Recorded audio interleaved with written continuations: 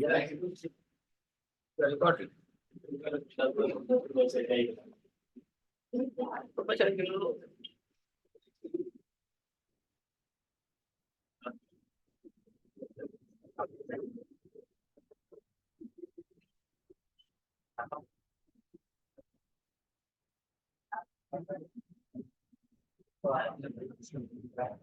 Saya normal ya. Oke.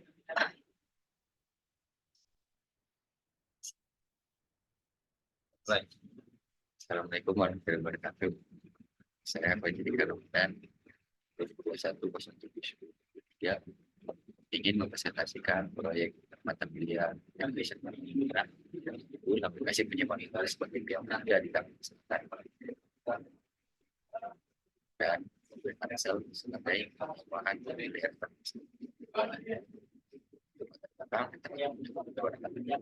sebenarnya efisien layanan penyewaan untuk siap populer bagi perusahaan di pembenahan ada ruang inovasi dan pengembangan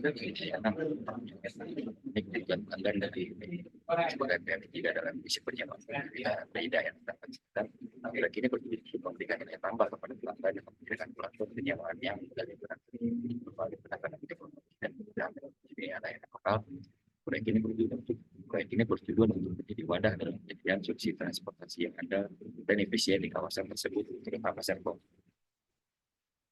Ini adalah tujuan proyek model Tangsel. Yang pertama, meningkatkan kesediaan informasi. Yang kedua, memperbaiki proses pencarian. Yang ketiga, meningkatkan kepuasan pelanggan. Terdapat 3 masalah dalam pembuatan atau perancangan proyek penyewaan mobil. Masalah yang pertama, kualitas layanan bermasalah. Yang kedua, kesulitan kebutuhan, dan yang ketiga adalah dalam tantangan industri. Untuk metode penyelesaian masalah di sini menggunakan metode pengembangan perkebunan agile, algoritma menggunakan kajian, dan untuk pengambilan data menggunakan pengambilan data secara manual.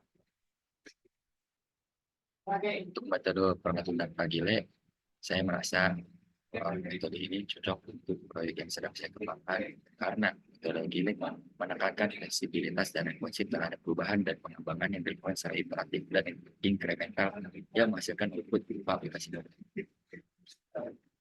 Ini penjelasan tentang algoritma. Di sini algoritmanya adalah algoritma search, yaitu adalah metode atau prosedur untuk menemukan elemen tertentu di dalam kumpulan data. Dan di dalam metode algoritma pencarian, di sini saya akan fokus di pencarian linear.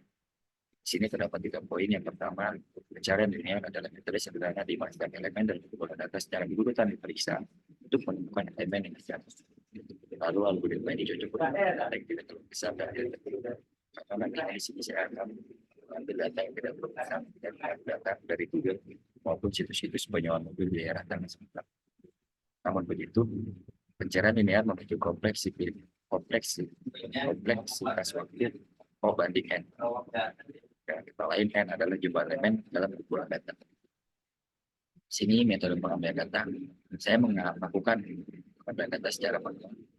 Untuk pengambilan data atau data saya kerja, mana saya akan menjual data pada penyediaan atau rental mobil di data menjadikan indikator dengan tujuan melakukan penjualan pelanggan dalam mencari mobil yang relevan dari segi penyamanan dan harga di wilayah tanah. Ini adalah contoh dari data yang ada di Google. Di sini sudah terdapat 3 data, yaitu data dari mobil rental calling, mobil rental MRC, dan juga mobil rental MRC juga. Di sini terdapat perbedaan. Ada yang di Jalan Dewi Sartika, ada juga yang di Jalan Benda Timur. Jadi saya akan mengambil data penyedia layanan, data mobil, dan juga data mobil. Lalu lanjut ke blok diagram. Di sini adalah blok diagram kondisi sistem yang sedang berjalan saat ini. Di sini terdapat 3 pelaku, yaitu penyewa, mobil tangsel, dan juga penyedia jasa penyewaan. Dari pelaku langsung membuka aplikasi mobil tangsel, lalu memilih jenis mobil dan tanggal sewa. Setelah itu memilih lokasi pengambilan dan pengambilan mobil, lalu baca dan studi syarat dengan ketentuan. Setelah itu melakukan pembayaran dan yang terakhir terima konfirmasi besar. Lalu langkah setelah itu adalah penyewa akan menggunakan mobil, setelah itu mengambilkan mobil kalau selesai. Untuk mobil tangsel atau admin atau operator, yang pertama adalah menerima notifikasi pemasaran dan membuka, lalu memverifikasi pembayaran. Setelah itu menyimpan data penyewa dan penyedia jasa penyewaan, Pencocokkan permintaan penyewa dengan kesediaan mobil, menerima pembayaran dari penyewa, dan yang terakhir mengirim notifikasi ke penyedia jasa penyewaan. Lalu langkah yang dilakukan oleh mobil tangsel atau admin adalah mentransfer pembayaran ke penyedia, lalu menyimpan data transaksi dan selesai. Di sini ada penyedia jasa penyewaan atau pemilik atau rental. Yang pertama dilakukan adalah menerima notifikasi pemesanan, setelah itu menyiapkan mobil, menyerahkan mobil ke penyewa, meriksa kondisi mobil sebelum disewakan ke penyewa, lalu menerima notifikasi mobil tangsel, dan terakhir menerima pembayaran dari tangsel. Lalu langkah selanjutnya dari penyedia jasa penyewaan yaitu menerima mobil dari penyewa, lalu memeriksa kondisi mobil setelah disewa, apakah ada yang lecet atau apapun itu dalam kendala apapun, lalu memeriksa kembali, lalu mengembalikan uang jaminan jika ada. Nantinya sistem akan membuat uang jaminan jika harga penyewaan lebih 1 juta. Di sini bisa kita lihat ada di harga case, ada 2 pelaku yaitu penyewa dan penyedia jasa layanan.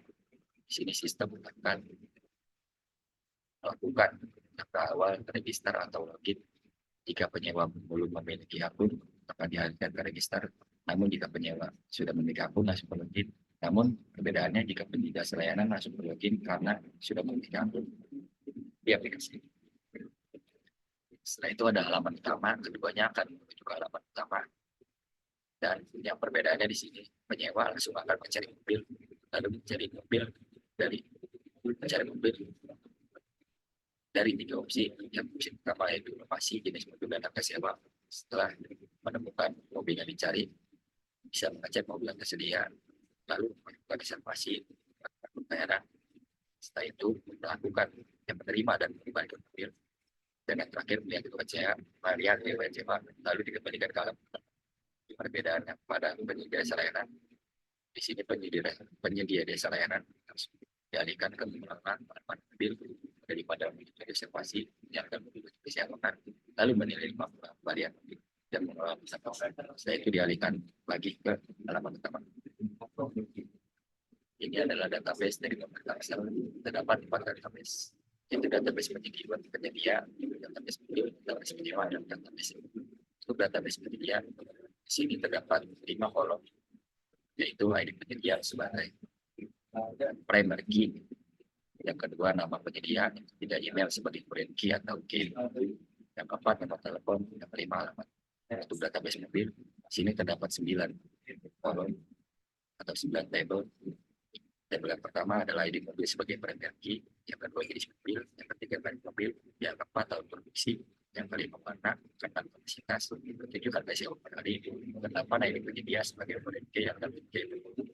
Dan yang terakhir adalah gambar. Sini adalah database penyewa. Terdapat 6 tabel dari database penyewa. Yang pertama ID penyewa sebagai private key, yang kedua penyewa, yang ketiga email sebagai foreign key atau key. Yang keempat adalah telepon, SIM. Yang kelima adalah alamat, yang keenam adalah SIM. Database penyewa di sini terdapat 9 tabel. Yang pertama ID sewa sebagai private key, yang kedua ID penyewa sebagai foreign key, yang ketiga ID mobil sebagai foreign key, yang keempat tanggal sewa, yang kelima tanggal selesai sewa, yang keenam lokasi pengambilan, ketujuh lokasi pengembalian, tanggal 8 total harga, lalu terakhir status sewa. Ini adalah jalur database dari aplikasi mobil tangsel. Sudah kita lihat di sini terdapat 4 database, penyewa, penyedia, sewa, dan mobil. Untuk database penyewa bisa kita lihat di sini ID penyewa akan terhubung ke database ID sewa di tabel ID penyewa. Di sini penyewa adalah anak dari database sewa yang terhubung ke ID penyewa. Kalau kita lihat di sini ada database penyedia dan database mobil. Di sini dari database penyedia, ID penyedia, tabel ID penyedia terhubung ke database mobil. Lebih tepatnya di tabel ID penyedia. Ini adalah tampilan UI atau user interface. Di sini saya baru membuat tampilan awal atau tampilan login dan register. Ini adalah untuk tampilan login. Ini tampilan kita dan ini tampilan itu proporsional.